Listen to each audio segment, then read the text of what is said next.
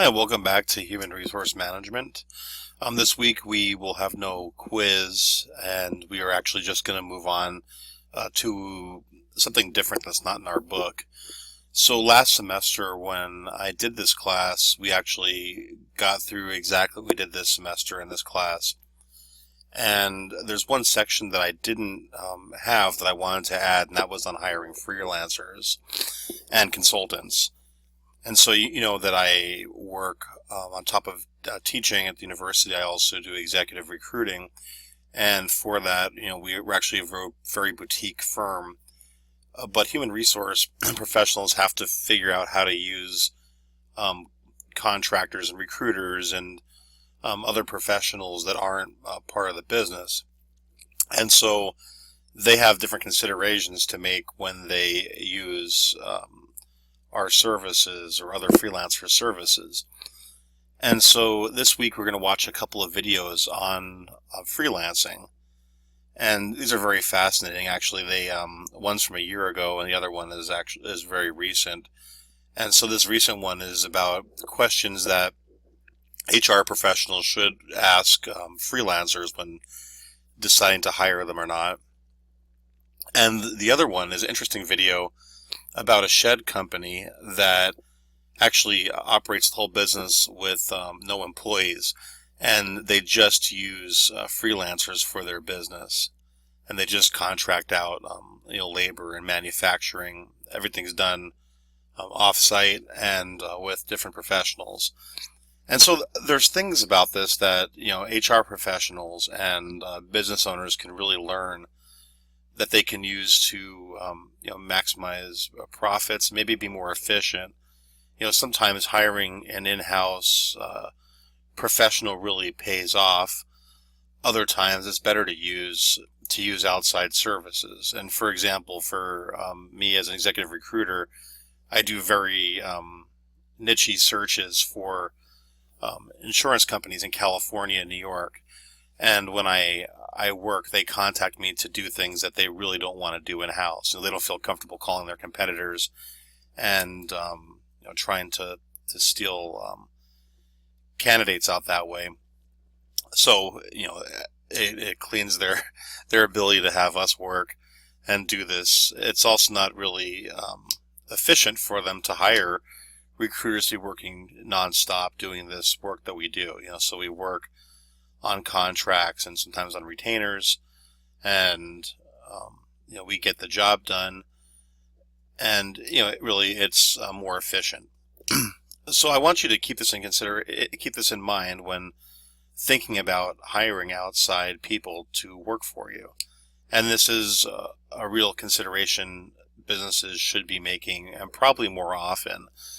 As we move forward and things change, we're moving into what a lot of people call a gig economy.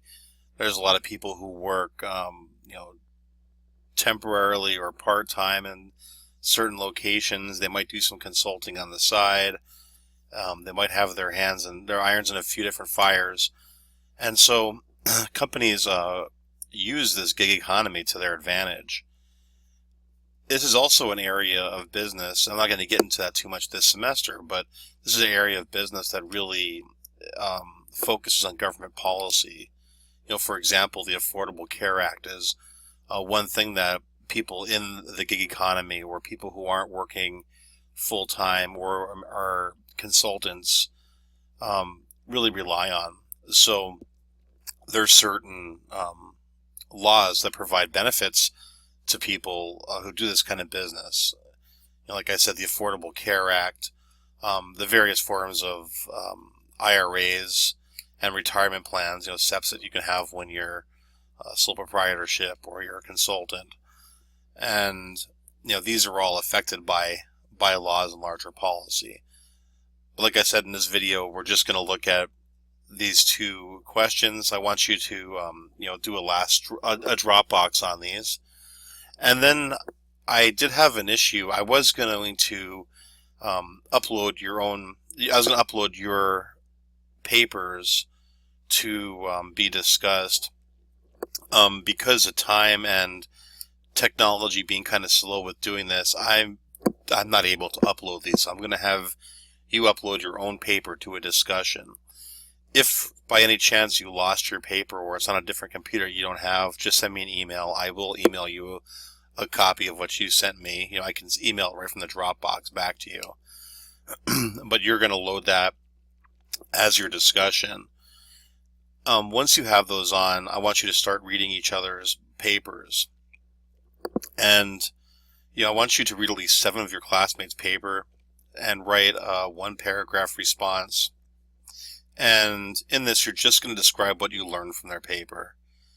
And I want to stress this point here. I really expect all comments to be positive in tone and in substance. So this is not an opportunity to criticize each other's work. It's just simply an opportunity to share in each other's knowledge.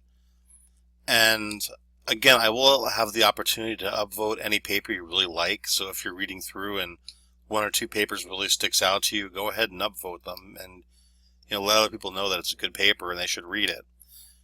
This discussion really, like I said, is to share information. One drawback to having this class online is I'm not able to have the same kind of presentation that we do in my face-to-face class. So, we normally do a presentation. They're something people are usually scared to do, but they're pretty painless once you do it. And you're able to share in each other's knowledge. There's a lot that you bring to this class when you write these papers or do this research that, we don't know, including myself. Sometimes I learn a lot from reading what you guys find. So, again, this is an opportunity for you to share. This discussion will take place through next Friday, so through the 5th. So that's the Friday of finals week. You are, like I said, you're just going to put a response describing what you learned from the paper. I don't want you really asking any questions. You could tell the person they did a good job, but the person who wrote the paper is really under no obligation to respond back to you. There's going to be a lot more posts on this than normal, and it would just bog you down. They can, of course, if they feel like it, but they're not obligated to. A final discussion and Dropbox will be posted by this Friday. So probably by this Friday afternoon, there should be your final discussion and your last Dropbox assignment for this class. And you'll have through finals week to do that. You can go ahead and get that done a little bit early.